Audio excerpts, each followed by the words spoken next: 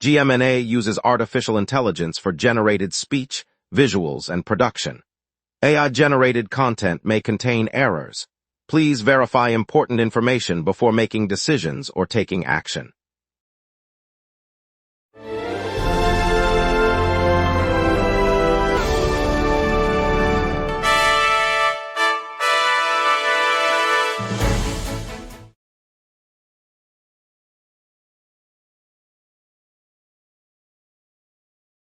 Good evening, I'm Renata Solano.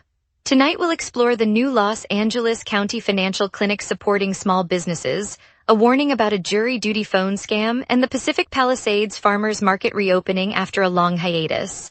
Bennett, what do you make of that? The century-old Los Angeles Theater on Broadway reopened this weekend, featuring original marble facade and restored Art Deco lighting after a 12-month renovation. The reopening includes a free public tour at noon Saturday, showcasing restored balconies, a refurbished orchestra pit, and a historic organ restored to playable condition.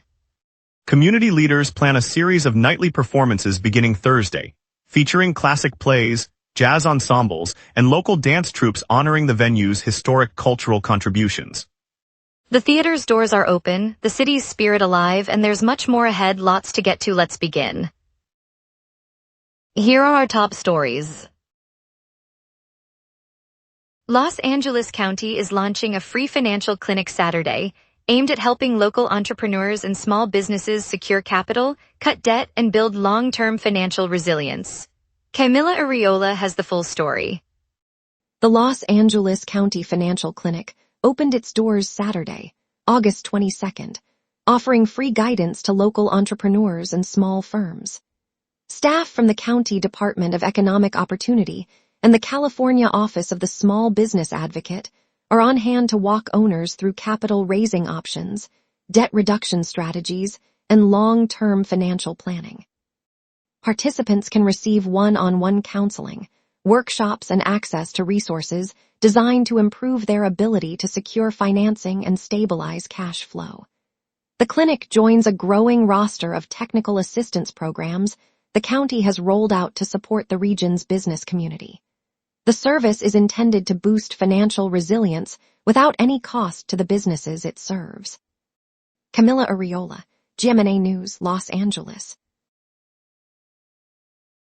Los Angeles County Superior Court has issued an urgent warning about a phone scam targeting residents across the county. Scammers are calling and claiming the recipient missed jury duty, then threatening arrest unless a payment is made or personal information is provided. The court says the calls falsely impersonate court officials and use intimidation to coerce victims. Officials stress the scheme is active now and that no legitimate jury summons ever demands money over the phone. Anyone receiving such a call should hang up, verify any summons through the official court website, and report the incident to law enforcement. The court is working with the district attorney's office to investigate and halt the operation, and it will continue to alert the public as the fraud persists. Several callers have already taken as much as $300 before victims recognize the scam. Authorities evacuated a high school football game at Los Angeles Southwest College this afternoon after a report of a possible shooting. College officials said the stadium was cleared when law enforcement arrived in response to the alleged threat. Officers conducted a sweep of the field and surrounding stands but found no evidence of gunfire or any weapon. The game, which had drawn dozens of local students and families, was postponed while the campus worked to restore safety. Police spokesperson noted that the false alarm triggered a rapid emergency response, emphasizing the department's protocol to protect spectators.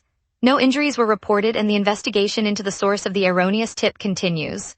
The college plans to reschedule the matchup later this season once the matter is resolved. Students and parents expressed relief as the campus reopened for regular activities later in the evening. Santa Monica police shot an armed individual who charged officers with a knife in Palisades Park near 1400 block of Ocean Avenue Saturday around 12:49 p.m., responding to a domestic violence call. Camila Arriola has the full story. At about 12:49 p.m. Saturday, officers from the Santa Monica Police Department were on scene in Palisades Park, near the 1400 block of Ocean Avenue, after responding to a domestic violence call. While interviewing witnesses, an unidentified individual appeared, brandishing a knife and lunged toward the officers. Deputies shouted commands, but the person continued the charge, prompting the officers to open fire. The suspect was hit and later pronounced dead at the scene. No other injuries were reported, and police are reviewing body camera footage as part of the investigation. Authorities will release further details as they become available. Camilla Uriola, GMNA News, Palisades Park. Long Beach City officials announced today a $5 million speed camera initiative aimed at funding a new traffic safety division. The program, set to roll out over the coming months, will place automated cameras at high-risk corridors and is projected to generate $5 million annually. That revenue will bankroll a dedicated unit focused on reducing the city's persistent traffic fatality rate. City leaders said the enforcement effort responds to a long-standing spike in deaths on local streets and highways, and they expect the new division to coordinate data-driven patrols, public awareness campaigns, and rapid response interventions. The plan also includes partnerships with the Los Angeles County Sheriff's Department and local schools to broaden education on speed compliance. Officials emphasized that the funding model ties safety outcomes directly to the camera proceeds, hoping to curb fatalities without raising taxes. Later we'll break down the heat advisory as temperatures top 100 degrees, plus free writing workshops. Stay tuned, we will be right back. Every day, important stories happen across the city before any news crew arrives. Sometimes the very first person at the story is you. When you witness something newsworthy, open the GMNA Citizen Reporter app and start your report. The app guides you through every step while your report is delivered directly to the GMNA newsroom. Every submission is reviewed by our editorial team, and approved reports may be featured on GMNA. Get the GMNA Citizen Reporter app today at my.gmna.ca. Your city, your news. Welcome back. The Los Feliz Writers Festival is in full swing, offering free writing workshops across the neighborhood today and tomorrow. This second annual celebration brings seasoned authors and local poets into community centers, cafes, and park pavilions, giving residents of all ages a chance to hone their craft. Sessions range from beginner storytelling to advanced poetry critique, each led without charge. Organizers say the festival aims to nurture the neighborhood's literary pulse, and they've already seen dozens of participants sign up for the two-day program. With the sun setting over the hills, evening workshops spill onto sidewalks, inviting anyone with a notebook to join. The festival runs through Sunday, promising more chances to write, share, and connect in the heart of Los Feliz. City Arts Council funding helps keep the classes free, and the local library hosts a midnight poetry slam for night owls. Heat advisory issued for Orange County, the Inland Empire and San Bernardino and Riverside mountain areas as temperatures rise above 100 degrees through Monday, August 24, 2026. Wesley Tran has the full story. Temperatures are soaring above 100 degrees as the National Weather Service issues a heat advisory covering portions of Orange County, the Inland Empire, and the mountain regions of San Bernardino and Riverside counties. The advisory runs through Monday, August 24, warning residents of high daytime heat combined with warm overnight lows. Forecast models show inland areas already topping the triple-digit mark, with expectations of even hotter readings later in the week. Authorities advise people to stay hydrated, limit outdoor activity during peak hours, and check on vulnerable neighbors. Emergency services remain on standby as the heat wave intensifies across the Southern California landscape. Wesley Tran, GMNA News, Orange County. California lawmakers are set to vote today on a measure that would have mandated in-car breathalyzer devices for anyone convicted of driving under the influence. The proposal, backed by advocates who argue it would bring the state into line with the majority of U.S. jurisdictions, faces stiff opposition from civil rights groups and industry lobbyists. Critics say the technology is costly, raises privacy concerns, and could disproportionately affect low-income drivers. If the Senate and Assembly both reject the bill, California will remain one of the few states without a statewide requirement for ignition interlock devices. The decision comes as the state continues to grapple with a number of DUI-related crashes. Lawmakers are expected to announce the outcome before the legislative session adjourns later this week. Governor Gavin Newsom has not said if he will sign legislation later this year. The debate references guidelines urging states to adopt ignition interlock programs for repeat offenders.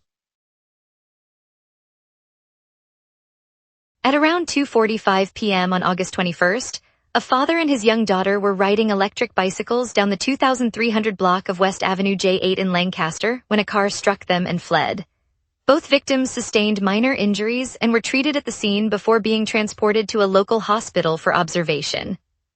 The Los Angeles County Sheriff's Department quickly launched an investigation, locating the vehicle through witness statements and traffic cameras. Within hours, the driver was identified, stopped, and taken into custody without incident. Authorities confirmed the suspect faces charges for hit and run and endangering the safety of others. The department reminded the public that e-bike riders share the road and urged anyone with additional information to cooperate with investigators.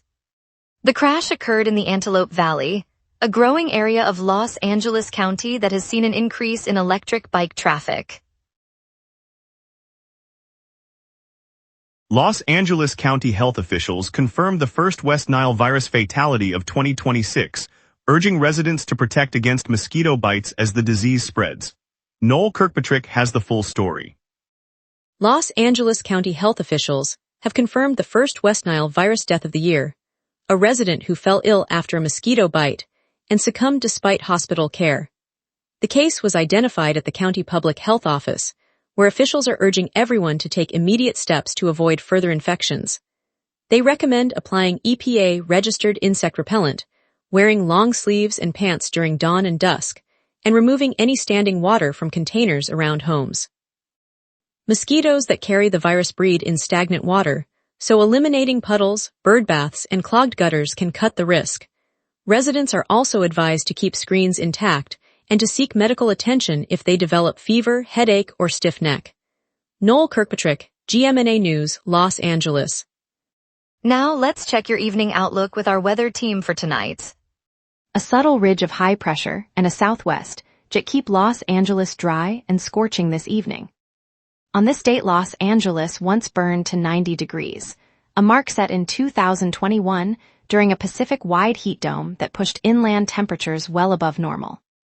The cold counterpart is 55 degrees, recorded in 2023 when an anomalous marine surge slipped through the coastal gap, dumping near freezing air into the basin. By comparison, the climatological average high sits around 93 degrees and the average low near 74. So today's 88 feels modestly cool for late summer, yet still well above the historic low. The radar screen is a clean slate, no echo stretching across the valleys or the coast. That emptiness reflects the high-pressure ridge we've been riding and a southwest jet that is steering any moisture aloft well north of the basin. With the jet clocking about 33 miles per hour, any stray shower would be swept eastward in an hour or two, but none are in sight. I'm now shifting focus to tonight's outlook. At 6 p.m. the city sits at degrees under a clear sky, with a light west wind at 5 miles per hour and humidity near 45%. Pressure is near average but nudging upward, tightening the ridge that is suppressing cloud development. Overhead, a southwest jet streams at about 33 miles per hour, capping any lingering moisture and keeping the atmosphere stable through the night. The UV index reads 9, reflecting the lingering intensity of the sun even as it dips toward sunset at 7:32. Winds will remain modest, peaking at 12 miles per hour from the southwest later this evening. No weather alerts are active, and the dry air promises a calm night before we move into tomorrow's heat surge. The next 5 days march steadily upward. Sunday brings a clear sky with a high near 97 and a low around 66, keeping the night comfortably cool. Monday repeats the pattern but pushes the high to 100, still dry, while the low holds at 66. Tuesday adds another degree, climbing to 102, and the low eases to 77 as the basin retains heat. Wednesday spikes to 106 at peak, with a low near 79, the longest stretch of uninterrupted sunshine this week. Thursday breaks the streak, turning overcast as a weak frontal boundary slides in, yet the high still climbs to 108 before dipping to an 81 low. Expect the heat to dominate, with only clouds to offer brief respite. And that's your weather. Remember, the local sunset is also available as a podcast. Listen anytime on Apple Podcasts or wherever you get your podcasts. Up next, traffic, Dodgers versus Pirates preview and the Pacific Palisades Farmers Market reopening. Stay tuned, we will be right back. Every day, important stories happen across the city before any news crew arrives.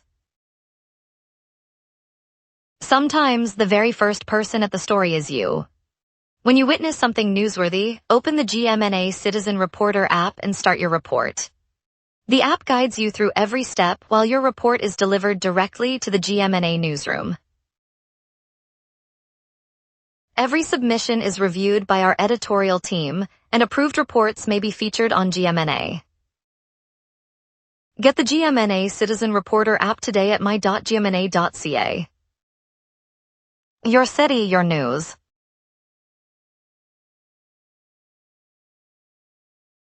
All major arteries are clear this evening. Interstate 5 through downtown and the Harbor District is flowing at near free-flow speeds. The Santa Monica Freeway from the west side into downtown shows light traffic, with travel times matching normal conditions. The Ventura Freeway through the San Fernando Valley is moving without delay, and the 405 between the Sepulveda and the San Fernando passes is running smoothly. Surface streets along Hollywood Boulevard and Sunset Strip are also free of congestion. Looking ahead, the evening rush will begin to build after 9 o'clock. Expect the 101 southbound from the Valley into the South Bay to pick up volume around the Santa Monica and Century City interchanges. The 110 downtown corridor typically sees a rise in traffic near the Harbor Freeway exit after 10. If you're heading home later, consider using the 710 or the surface streets of East LA to avoid the peak buildup. Los Angeles celebrates the grand reopening of its century-old theater today, fresh from a $40 million renovation that restores a historic stage for new generations. Also airing this Saturday, CBC rebroadcasts the Tragically Hip's final concert, marking 10 years since the iconic show and giving fans a chance to relive a defining moment in rock history. Looking ahead, KCON 2026, the world's biggest K-pop festival, lands in town next week, promising massive stages, surprise collaborations, and a cultural surge that will ripple through the city. For music hunters, California's largest record fair is spinning into Los Angeles this week, offering crates of vinyl treasures and the thrill of digging for that perfect needle drop. And if you're in the mood for contemporary art, Joey Terrell's pioneering work is on view now at several galleries across the city, highlighting a vital voice in queer Chicano expression. And now here's Terrence with sports. Dodgers gear up for a pivotal weekend as injuries test depth. Blake Snell takes the mound for his third start since returning from the injured list, having tossed 6 solid innings in each of his first 2 outings. The veteran will anchor the rotation Sunday against the Pirates, a chance to solidify the staff as the stretch run looms. Fans snagged a Shohei Ohtani 17 bobblehead before Saturday night's showdown with Pittsburgh, while the Dodgers scramble to patch an outfield hole left by Andy Page's injury. The lineup aims for a 5th straight win, relying on depth and timely hitting to keep momentum alive.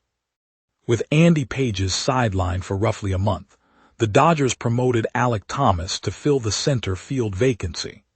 Thomas steps into a rotation already stretched, and his defensive range could ease the pressure on the left side while the club searches for a long-term solution.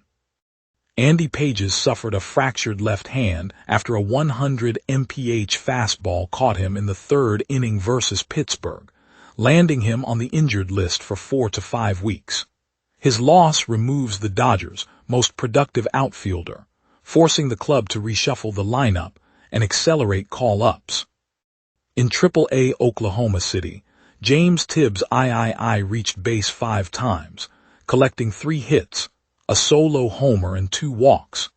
His hot streak coincides with 2 Dodgers arms rehabbing in the same complex, underscoring the organization's depth and the prospects' growing case for a major league promotion. The Dodgers' corner outfield, Kyle Tucker and Teoscar Hernandez, have yet to meet league average power numbers, with Hernandez posting a .250-31340 1/line entering July. As the team chases a playoff berth, sustained production from those spots becomes essential to complement the franchise's elite pitching. Stay tuned, Dodgers fans.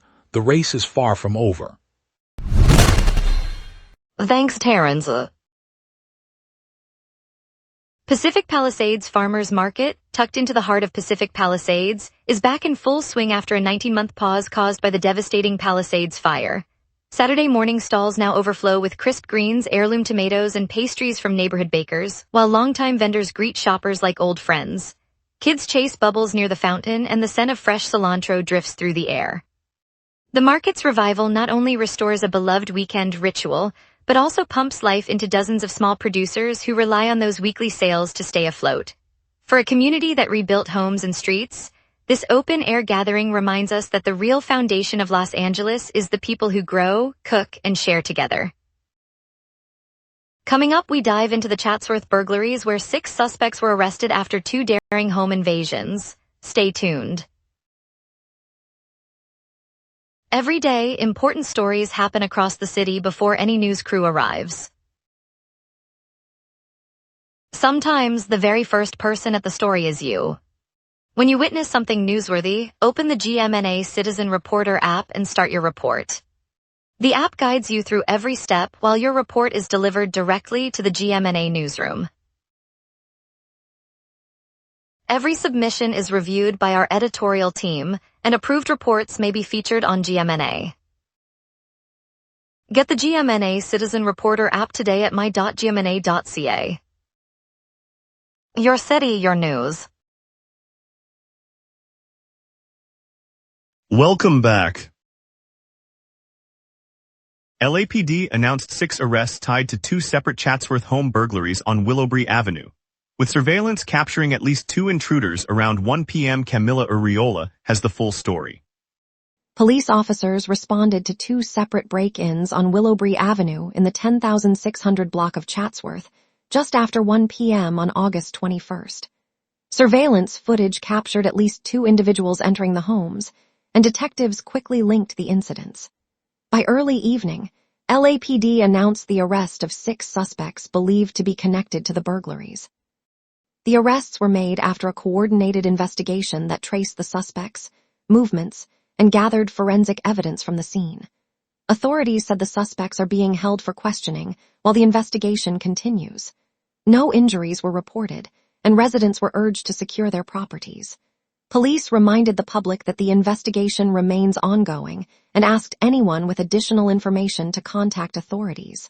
Camila Uriola, GMNA News, Chatsworth. A Los Angeles jury has awarded a motorcyclist $28 million after a 2021 fire truck collision at an East Hollywood intersection left him with a below-knee amputation. Noel Kirkpatrick has the full story. On August 22, 2026, the jury handed a $28 million verdict to a motorcyclist who sued after a fire truck plowed into his bike at the busy East Hollywood intersection.